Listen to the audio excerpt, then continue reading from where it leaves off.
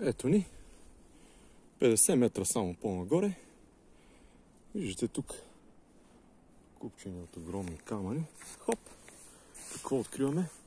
Още едно. Същото ровче. Доста старателно изкопано. Ето виждате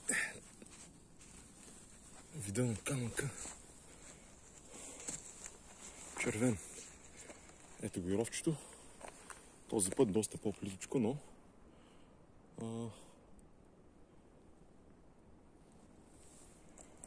по същият начин е имало кръгла форма и е изкопано от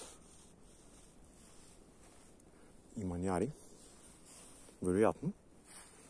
Може и да греша. Не искам да твърдя със сигурност, но със сигурност това е било затрупано. Предполагам, в района има и доста още подобни. Пак казвам, предвид, че отгоре са кулите. Интересно, че двете са доста близко едно от друго. Местенцата